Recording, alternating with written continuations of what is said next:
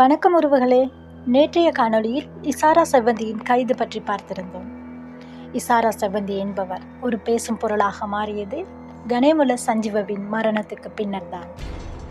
கணேமுல சஞ்சீவவை கொலை செய்தவர்களின் வரிசையில் இசாரா செவ்வந்தியும் ஒரு முக்கியமானவராவார். ஆம், யார் அந்த கணேமுல சஞ்சீவ? அவரை பற்றி தான் இன்றைய காணொளியில் பார்க்க இருக்கிறோம். காணொளிக்குள் போகலாம். சஞ்சீவ சமரரத்ன எனும் மாக்கிலங்க சஞ்சீவ, அப்படி இல்லையெனில் பலராலும் அறியப்பட்ட பெயரான கணேமுல சஞ்சீவ என்று அழைக்கப்படும் இவர் 2025 ஆண்டு பிப்ரவரி மாதம் 19 அன்று கொழும்பு அலுத்கட நீதிமன்ற வளாகத்தில் நீதிமன்றத்தின் உள்ளேயே வழக்கறிஞர் உடையில் வழக்கறிஞர் வேடமிட்டு வந்த ஒருவரினால் சுட்டுக் கொல்லப்பட்டார். பல காலமாக போலீசாரிடமிருந்து தப்பித்து பல நாடுகளாக ஒளிந்து இருந்த கணேமுல சஞ்சீவவான இவர் 2023 ஆண்டு கைது செய்யப்பட்டார். ஆனால் வேறொரு பெயரில் கொழும்பு கட்டநாயக்க விமான நிலையத்துக்கு வந்திருந்த போது கணேமுல சஞ்சீவவின் பெயர் சேனா தீரக்கே கருணாரத்ன. உங்களுக்கு தெரியும், வித்தியாசமான வேறுபட்ட பெயர்களிலும் வேறுபட்ட கடவுச்சீட்டுகளையும் பாவித்தே இது போன்ற சட்டத்துக்கு புறம்பான வேலைகளில் ஈடுபட்டு வெவ்வேறு நாடுகளுக்கு தங்களுடைய பயணத்தை மேற்கொண்டு தங்களுடைய வியாபாரத்திற்காக இவ்வாறான பாதாள குழுக்கள் பயணம் செய்வர். இப்படிதான் சேனா தீர கருணாரத்ன எனும் விமான பயணி 2023 வருடம் செப்டம்பர் மாதம் 13 சரியாக பகல் 12:50 மணியளவில் காத்மண்டு தலைநகரிலிருந்து கொழும்பு வந்தடைந்த இலங்கை விமான சேவையில் ஈடுபட்டிருந்த UL 182 ஏறினார். இருந்தாலும் எந்த ஒரு துளியளவும் சந்தேகமில்லை. தன்னுடைய பயணத்தை மிக எளிமையாகவும் சாதாரணமாக பயணப்பொதியும் எடுத்துக்கொண்டு விமானத்தில் 188 இலக்கத்தினுடைய ஆசனத்தில் அமர்ந்து இலங்கைக்கு வந்தடைந்தார். இருந்தாலும் இலங்கை போலீசாரினால் கைது செய்யப்பட்டார். கைது செய்யப்பட்ட அவர் அப்போதிலிருந்து இறக்கும் வரை சிறைவாசத்திலேயே இருந்தார். உங்களுக்கு தெரியுமா, கணேமுல சஞ்சீவ பாடசாலை காலங்களில் உயர்தரத்தில் மிக சிறந்த பெறுபேற்றை பெற்று கொண்டிருந்தார். அப்படியாப்பட்ட அவர் தேர்ந்தெடுத்த பாதை குற்றம் புரியும் உலகத்தை. அது அவருடைய தீர்மானம். அதுவே அவருடைய அகால மரணத்திற்கும் வித்திட்டது. உங்களுக்கு தெரியுமா அவருடைய முதல் குற்றம் என்னவென்று? அவருடைய முதல் குற்றம்தான் வெயாங்கொட பிரதேசத்தில் உள்ள ஒரு பயிற்சி மத்தியஸ்தானத்தில் பயிற்சி செய்ய வரும் இளைஞர்கள் 8 பேரை இணைத்து கொண்டு மாரபுல பிரதேசத்தில் வைத்து ஒரு பிஸ்கட் விநியோகம் செய்யும் வேனை கொள்ளையிடல். இதுதான் அவருடைய குற்றம் ஆரம்பிக்கும் இடம். உண்மையில் இதிலிருந்து ஆரம்பித்த இவர் வெறும் 5000 ரூபாய்க்கு மனித படுகொலைகளை செய்பவராக மாற்றம் பெற்றார்.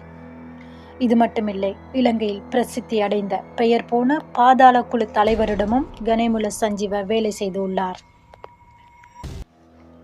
மாந்துரை மதுஸ், கொஸ்கட சுஜி, கிம்புலாவியே குணா, அதில் சிலர் இவர்கள். அது மட்டுமில்லாமல் LTTE இருந்தவர்களிடமும் இவர் வேலை வாங்கியுள்ளார். அதுக்கு சிறந்த உதாரணம்தான் இவருடைய கூலி சூடுதாரியான LTTயில் இருந்த பும்மா.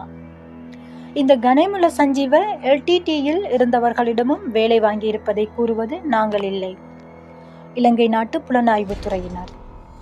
இப்போது நீங்கள் நினைக்கக்கூடும், கல்வி பொது தராதர உயர்தரத்தில் மிக சித்தி பெறுபேற்றை பெற்றுக்கொண்ட கணேமுல சஞ்சீவ பாதாள உலக குழுக்களுடன் தொடர்பு பட்டது யாருடையாவது தேவைக்காகவா அல்லது யாராவது இவரை இணைத்தார்களா என்று. அப்படி இல்லை. மிக காலமாக கணேமுல சஞ்சீவவிற்கு பாதாள உலக குழுக்களுடன் செயற்பட வேண்டும் என்ற ஆசை பசியாயிருந்துள்ளது. இதனாலேயே கல்விக்கு முற்றுப்புள்ளி வைத்துவிட்டு பாதாள உலகை தேர்ந்தெடுத்தார்.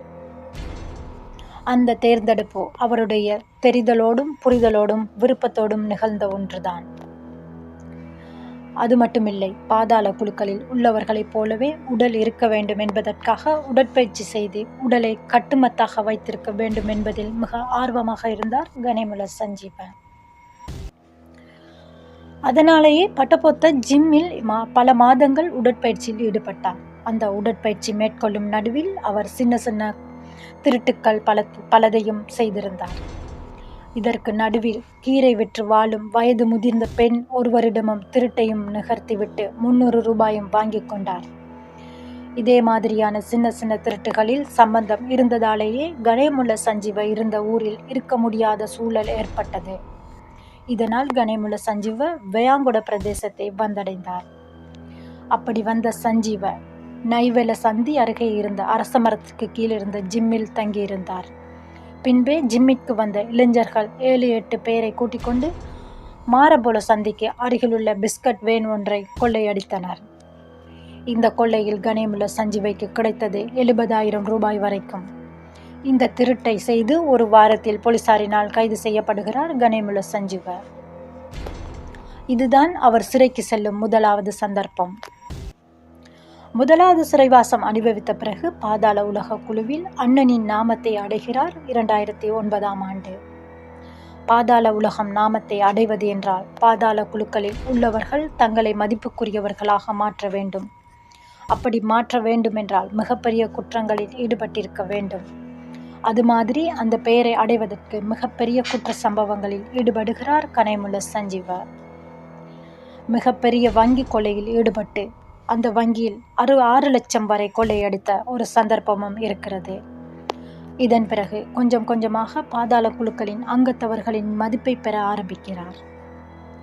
பிறகு கணேமுல்ல சஞ்சீவ மண் கடத்தல் வியாபாரத்தில் ஈடுபட்டு இதன் மூலம் பஸ்பத்தவுடன் தகராறில் ஈடுபட்டு இந்த வேலையை ஆரம்பிக்கிறார். உங்களுக்கு தெரியும், கம்பஹா மண் கடத்தல் வியாபாரத்தில் பணம் ஈட்டுவதற்கான ஆரம்ப வழி. இப்படியே ஒவ்வொரு பாதாள குழு தலைவர்களிடமும் பணம் ஊற்று பெறும் இடமுமாகும். இதனாலே தான் பஸ்பொத்தாவிடம் தகராறில் ஈடுபட்டு இந்த வேலையை ஆரம்பித்தார். இதன் மூலம் பஸ்பத்தவை பெரிய சம்பவம் பார்க்கிறார். அதாவது பஸ்பத்தவை கொலை பண்ணுகிறார். அது மட்டுமில்லாமல் இவருடைய குழுக்களில் இருந்த பிரபலியமான ஒருவரான அஜித் குமார, கலு அஜித் அப்படி இல்லை என்றால் அஜா என்று அழைக்கப்படும் ஒருவர், பல காலமாக கணேமுல்ல சஞ்சீவவின் மிக சிறந்த துப்பாக்கிதாரியாக செயல்பட்டவரும் இந்த அஜா ஆவார். இவர் மிக சிறந்த துப்பாக்கிதாரி ஆவார். ஒளிந்து ஒளிந்து சென்று துப்பாக்கி சூட்டை நிகழ்த்தி வருவார். யாருக்கும் தெரியாமல் படுகொலை செய்வதில் இந்த அஜா சிறந்தவராவார். அதன் மூலமே அவர் பிரசித்தி பெற்றிருந்தார். இதன் காரணமாகவே கணேமுல்ல சஞ்சீவ மிக சிறந்த துப்பாக்கிதாரியாக இவரை பக்கத்திலேயே வைத்திருந்தார். தன்னுடைய இலக்கை அடைந்த பின்னர் அதற்கான கூலியை கொடுப்பதில் கணேமுல்ல சஞ்சீவ சிறந்து விளங்கினார். எந்த ஒரு நேரத்திலும் காலதாமதம் இல்லாமல் கூலியை கொடுத்துள்ளார். இருந்தாலும் அஜாவே இலக்கை ஒருமுறை தவறிய போது, அதுதான் கம்பஹா உஸ்மான் என்பவரை கொலை செய்ய சொன்ன இலக்கை தவறிய போது, இந்த கான்ட்ராக்டை தவறிய பின்பு அஜாவே கணேமுல்ல சஞ்சீவவால் கொலை செய்யப்பட்டார். இவர்களுக்கு இடையில் ஏற்பட்ட பிரச்சனையின் காரணத்தினால் கணேமுல்ல சஞ்சீவவினால் அஜா படுகொலை செய்யப்படுகிறார். இவரை படுகொலை செய்வதற்காக கணேமுல்ல சஞ்சீவ பயன்படுத்திய நபர் ஹீன டியன்ன சங்க என்பவரே ஆகும்.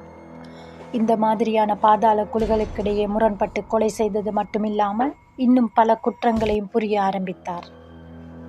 இதை நினைத்து கூட பார்க்க முடியாத மிகப்பெரிய குற்றங்களை நோக்கி சென்று கொண்டிருக்கிறது. கடவத்தையில் ஒரு பெண்ணை 5 லட்சம் ரூபாய் பணத்திற்காக கொலை செய்தார். அதே மாதிரிதான் ஜாயலையில் ஒரு யுவதியையும் கொலை செய்தார். இந்த விடயங்களை அவரே பிறகு தெரிவித்திருந்தார், தவறுதலான துப்பாக்கி பிரயோகம் செய்யப்பட்டு விட்டது என்று. இதே மாதிரிதான் கெஹேல் பத்திரன பத்மே அவர்களின் சிகை அலங்கார கடையில் தொழில் புரிந்த ஒரு அமைதியான இளைஞரை அவருடைய துப்பாக்கி ரவைகள் பதம் பார்த்தன. காலி பக்கம் இளநீர் விற்ற ஒருவரையும் படப்பொத்த ஹார்ட்வேர் ஒன்றிலும் ஏனோ தானோ என இது போன்ற பலரையும் சுட்டு கொன்றார். இது போன்ற பல இடங்களில் பல சம்பவங்களை மேற்கொண்டார் கணேமுல்ல சஞ்சீவ. இதற்கான காரணம் பாதாள குழுக்கள் இடையே தன்னுடைய பெயரை முதல் பெயராக வைத்திருக்க வேண்டும் என்ற நோக்கமாகும். இவர் பிடிபட்ட போதும் இவருடன் இருந்த பல குற்றவாளிகள் ஒவ்வொரு திசையில் வியாபித்திருந்தனர். இப்படி பல குற்ற சம்பவங்களில் ஈடுபட்டிருந்த அனைவருமே கணேமுல்ல சஞ்சீவவின் மரணத்தின் பின்பு அனுர அரசாங்கத்தின் கீழே கைது செய்யப்பட்ட வண்ணம் உள்ளனர். இன்றைய தினம் வரை மிக முக்கியமான புள்ளிகளாக இருந்த கெஹேல் பத்திரன பத்மே உட்பட பலர் கைது செய்யப்பட்டுள்ளனர். துப்பாக்கி ஏந்தியவன் துப்பாக்கியால் மரணம் அடைவான் என்ற உதாரணத்தை கணேமுல்ல சஞ்சீவவின் வாழ்க்கை எடுத்து காட்டுகிறது. இது போன்ற வெளிவராத பல செய்திகளை டயானி ஸ்டுடியோவின் மூலம் எதிர்பார்க்கலாம். டயானி ஸ்டுடியோ சேனலை சப்ஸ்கிரைப் செய்து ஆதரவு தாருங்கள். மற்றும் ஒரு காணொளியில் சந்திப்போம். நன்றி.